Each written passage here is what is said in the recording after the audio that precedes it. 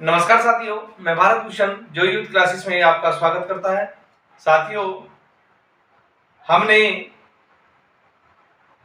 प्राकृतिक प्रदेशों के बारे में पढ़ा कि हमारे ग्लोब पर, हमारी पृथ्वी के ऊपर प्राकृतिक प्रदेश कितने भागों में बांटे गए हैं। ये हमने अभी वीडियो के माध्यम से आपको बताया। अब हम एक एक करके इन प्राकृतिक प्रदेशों को पढ़ते हैं। जैसे सबसे पहले हम उष्ण कटिबंध को लेते हैं, क्योंकि उष्ण माने होता है गर्मी, और इस 0 डिग्री अक्षांश से लेकर के उष्ण कटिबंध कहां तक पाया जाता है? 23.5 डिग्री उत्तरी अक्षांश, कर्क रेखा जिसे बोल देते हैं,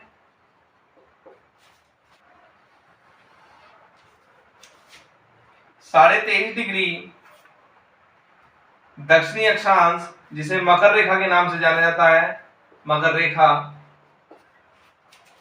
23.5 डिग्री मकर रेखा। तो ये हम इसी प्रदेश को पढ़ेंगे जो कि उष्ण कटिबंध, जो मैंने नाम दिया इसे उष्ण कटिबंध प्रदेश।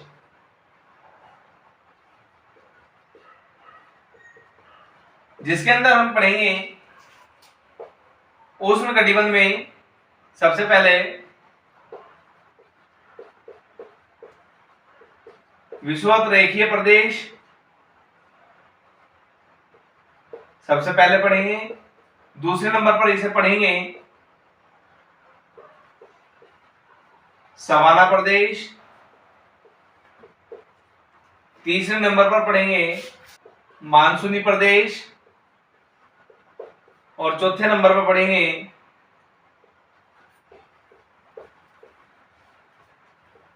मरुस्थलीय प्रदेश। तो ये प्रदेश अलग अलग भागों में है, तो इसे हम पढ़ते हैं। जब विषुवत रेखीय प्रदेश की बात करते हैं तो 0 डिग्री भूमध्य रेखा से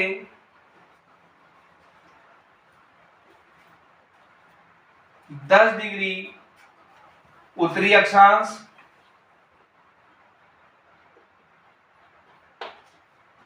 और भूमध्य रेखा से 10 डिग्री दक्षिणी अक्षांश रेखा के मध्य का जो भाग पड़ता है उसे हम विषुवत रेखीय प्रदेश कहा जाता है। तो कौन सा हुआ? विषुवत रेखीय प्रदेश। क्योंकि हमने पढ़ रखा है कि सूर्य की रोशनी, यह सूर्य बना दिया हमने, सूर्य की जो रोशनी है इस पर वर्ष भर बनी रहती है, इसलिए इसे उष्ण कटिबंधीय क्षेत्र के नाम से भी जाना जाता है कि यह उष्ण कटिबंधीय क्षेत्र भी है, क्योंकि सूर्य की रोशनी इस पर डायरेक्ट पड़ती है। पृथ्वी अपने अक्ष पर 23.5 डिग्री झुकी हुई है, जिसके कारण सूर्य की रोशनी इस क्षेत्र पर मैक्सिमम समय के लिए पड़ती है। यही कारण है कि विषुवत रेखीय प्रदेश के ऊपर सबसे ज्यादा गर्मी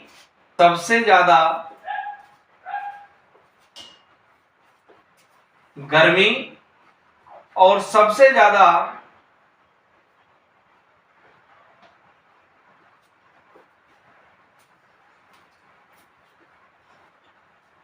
वर्षा होती है। तो ये इसकी एक खासियत है कि जहां सबसे ज्यादा गर्मी है वहां सबसे ज्यादा वर्षा भी होती है। इसी कारण इस प्रदेश को सदाबहार प्रदेश के नाम से भी जाना जाता है, और इसके अंदर जो वन भी पाए जाते हैं तो वो भी सदाबहार वन भी पाए जाते हैं। तो दो चीजें हुई, विषुवत रेखीय प्रदेश को सदाबहार प्रदेश के नाम से भी जाना जाता है क्योंकि सबसे ज्यादा गर्मी है तो सबसे ज्यादा वर्षा है, इसीलिए यहाँ पर हरियाली, पेड़ पौधे बिल्कुल हरे भरे होते हैं, ऊंचे ऊंचे पेड़ होते हैं, इतने ऊंचे होते हैं, इतने हरे होते हैं कि सूर्य की रोशनी जब ऊपर से पृथ्वी के तल पर पड़ती है तो वो सूर्य की रोशनी पृथ्वी तक नहीं पहुंच पाती, और यहाँ पर ये सबसे ज्यादा वन पाए जाते हैं, क्योंकि ये जहां वर्षा ज्यादा होगी। आपने भी अपने आसपास देखा होगा कि जब बरसात का समय आता है तो आपके आसपास भी बहुत सारे छोटे छोटे पेड़ झाड़ियों के रूप में या वैसे ही खरपतवार के रूप में उग जाते हैं और वो घने क्षेत्र को घेर लेते हैं। तो ये सदाबहार या सदाबहार प्रदेश के बारे में सबसे बातें हैं। ये सदाबहार प्रदेश की विशेषता है और इसी को सदाबहार वन के रूप में भी देखा जाता है। विषुवत रेखीय जो प्रदेश है उसका जो विस्तार है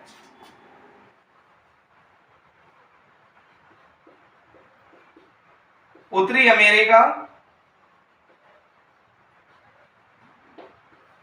की अमेजन घाटी,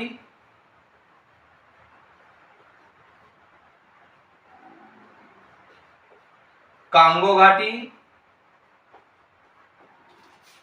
कांगो कहां पड़ती है? अफ्रीका में, अफ्रीका महाद्वीप में कांगो घाटी पड़ती है। मिनी तट, उत्तर पूर्वी तट,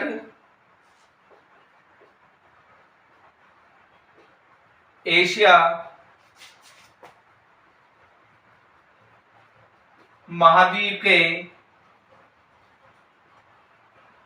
पूर्वी तट या पूर्वी द्वीप इस क्षेत्र में विषुवत रेखीय प्रदेश के अंतर्गत आता है। इस क्षेत्र में जो ये क्षेत्र मैंने आपको बताया विषुवत रेखीय, इसके अंदर रोजवुड,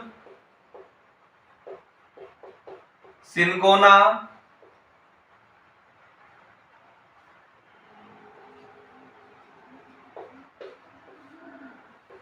ताड़, महोगनी, रबड़,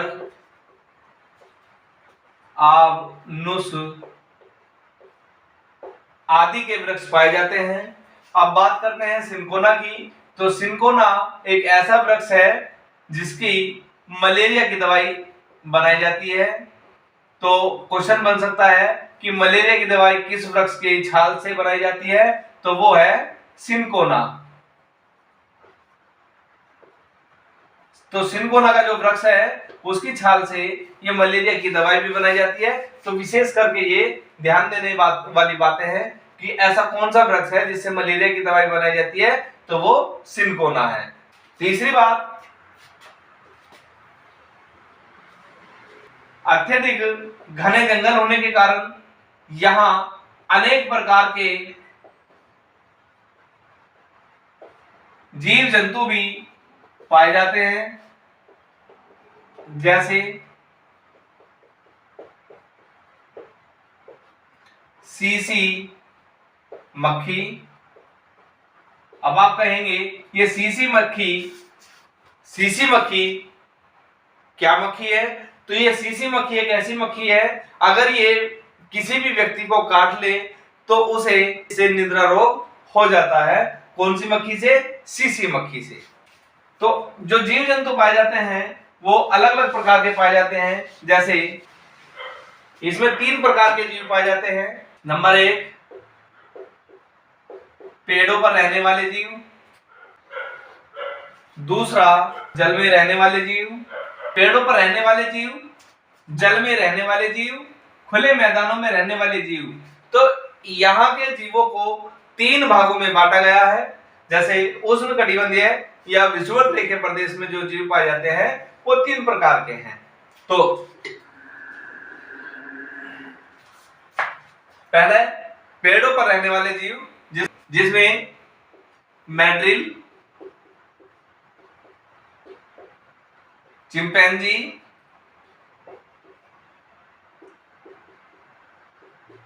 गोरिल्ला, लंगूर,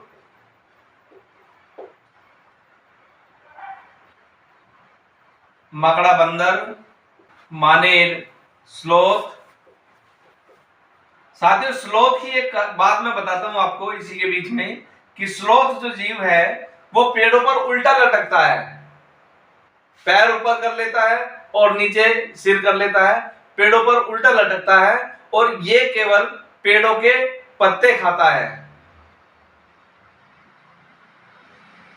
ये सीटेट के अंदर एक प्रश्न आया था कि ऐसा कौन सा जीव है जो पेड़ों पर उल्टा लटकता है और वहां के पत्तों को खाता है। जब तक उस पेड़ के ऊपर पत्ते रहते हैं तब तक वो उस पेड़ पर रहता है और ये लगभग ज्यादा नहीं 17 घंटे सोता है और 8 घंटे ये जग पाता है।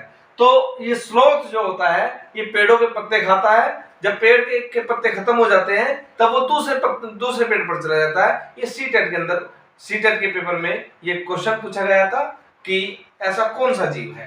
तो मानदेय, स्लोथ, छिपकली, अजगर,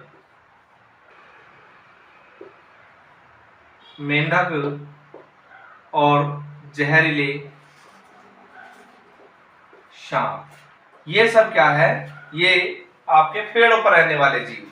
नंबर 2, जल में रहने वाले जीव जैसे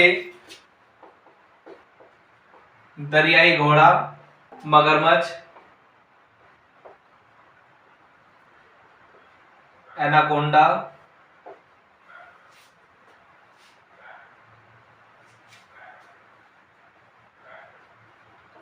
सांप, घड़ियाल और कैमेल आदि जो जीव आते हैं ये आपके जल में रहने वाले हैं। उसके बाद आता है खुले मैदानों में रहने वाले जीव, जिसके अंदर भैंस, हाथी,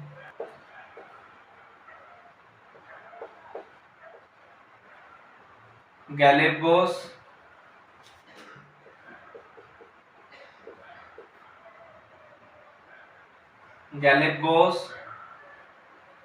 चीता, शेर इत्यादि जितने भी जीव है ये आपके खुले मैदानों में या खुले वनों में रहने वाले ये जीव है। तो साथियों, ये हमारा विषुवत रेखीय प्रदेशों का एक छोटा सा चित्रण था जो मैंने आप सबको बताया।